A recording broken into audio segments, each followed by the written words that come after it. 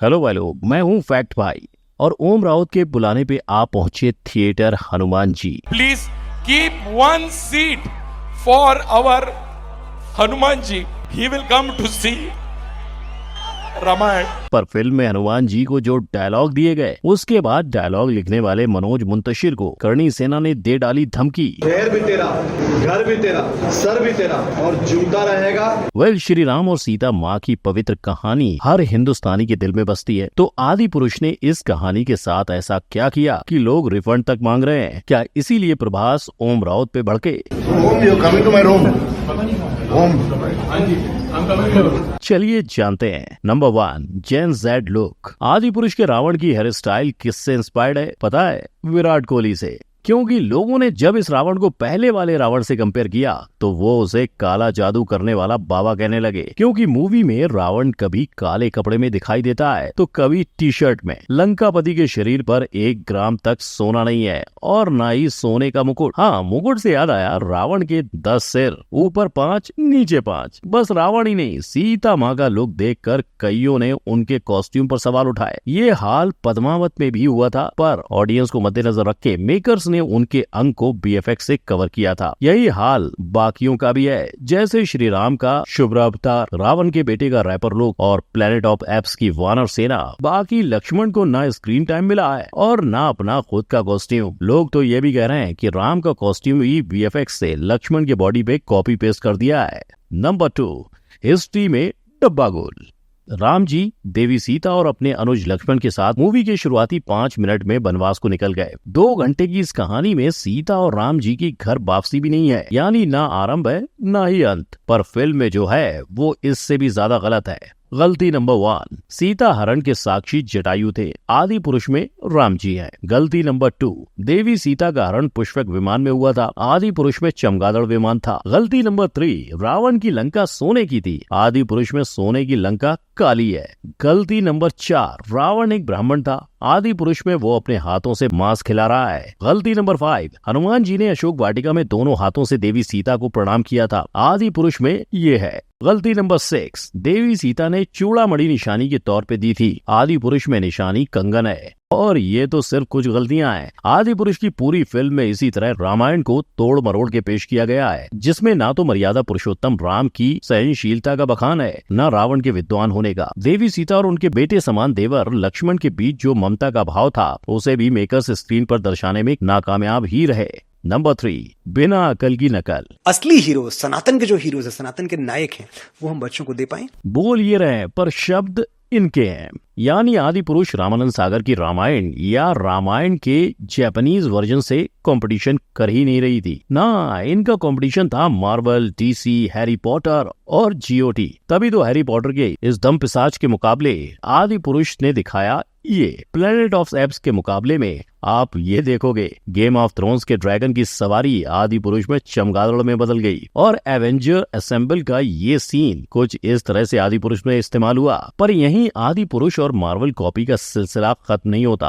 आदि पुरुष में दिखाई रावण की ये लंका बोले तो सस्ता एसगार्ड, और इन्होंने तो मार्वल के सबसे नामी सुपर हीरो आयरन मैन को भी नहीं छोड़ा, ये उन्हें भी कॉपी कर बैठे, ये बुलाकर कि रावण पूरी लंका नगरी का राजा है और एक राजा अपने राज्य में वेल्डिंग का काम क्यों करेगा। नंबर 4, बोल बच्चन। मेरे लिए मत लड़ना, मर्यादा के लिए लड़ना। लड़ोगे क्यों? बात नहीं हो रही इन डायलॉग्स की। ये जवाब मनोज ने सोशल मीडिया पर ट्रोल होने के बाद दिया था। मगर भाई लोग, फिल्म के अंदर हमें सिर्फ एक बार नहीं, कई जगह कमजोर डायलॉग सुनाई देते हैं, और हनुमान जी का ये डायलॉग भी एक कथा से चुराया गया है। घी किसका? रावण का। कपड़ा किसका? रावण का। आग किसकी? रावण की। जली किसकी? रावण की।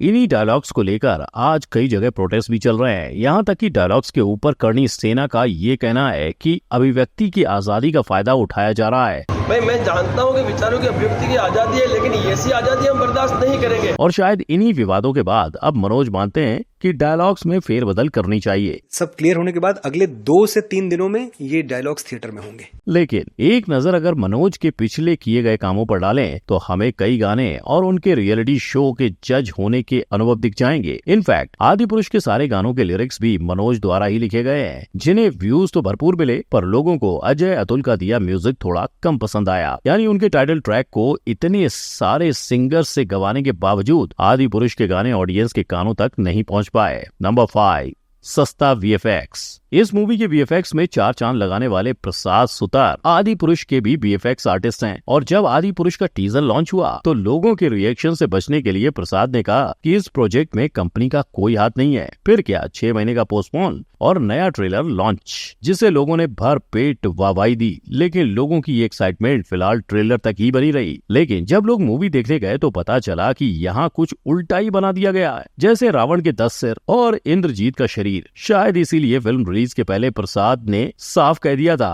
कि अब इस मूवी को बेहतर नहीं बना सकते। ऊपर से इन सब के बीच ओम ने लोगों से हनुमान जी के लिए एक सीट रखने की मांग की। और तो और ताज्जुब की बात तो ये है कि एक बंदर सच में आदि पुरुष देखने आ गया था। नंबर 6, कलयुग की रामायण। आज आपको रामायण के ऊपर बनाई गई कई किस्म की मूवीज और सीरीज देखने को मिल जाएंगी, लेकिन उनमें से प्रचलित है ये, जहां एनिमेटेड सीरीज का 55 करोड़ और रामायण सीरीज का 9 लाख रुपए पर एपिसोड बजट था। इतने कम बजट होने के बावजूद आपको भगवान राम की करुणा और हनुमान जी का ज्ञान देखने को मिलेगा। मैं उनका गुप्त दूत हूँ। मेरा ये भी कर्तव्य है कि जाने से पहले शत्रु के बलाबल की थाह ले लूं। और रामानंद सागर तो रामायण को बनाने के लिए फिल्म्स को छोड़ टीवी पर आ गए थे। इन्होंने श्री राम के किरदार को इतना अच्छा बताया कि आज भी लोग अरुण गोविल के पैर छूते हैं। इनफैक्ट अरुण का मानना है कि आदि पुरुष के मेकर्स को धार्मिक कथाओं को नयापन देने की जरूरत नहीं थी। और रामानंद सागर के पुत्र का तो ये तक कहना है कि अगर आज की रामायण ही बनानी है तो सिर्फ आज की जनरेशन को दिखाओ। लेकिन अगर सीरीज को छोड़ एनिमेटेड सीरीज की भी बात करें तो जापान वालों ने भी रामायण की भावनाओं को सही पकड़ा था। इसके अलावा श्री राम की एक झलक हमें RRR मूवी में भी देखने को मिलती है। यानी अगर ओम साहब ने इनका होमवर्क भी कॉपी किया होता फिर भी चल जाता। Number 7, big budget. आदि पुरुष सबसे ज्यादा चर्चा में आई उसके हाई बजट की वजह से, जिसने लोगों के मन में मूवी के लिए एक्सपेक्टेशंस भी बढ़ा दिए। पर जब लोगों ने इस 500 करोड़ की मूवी के VFX देखे तो कहने लगे कि इससे आधे बजट में बनी बाहुबली इससे कई गुना अच्छी थी। अब अगर आप देखोगे कि आखिर ये 500 करोड़ कहाँ खर्च हुए तो पता चलता है कि 250 करोड़ तो VFX में ही वेस्ट हुए।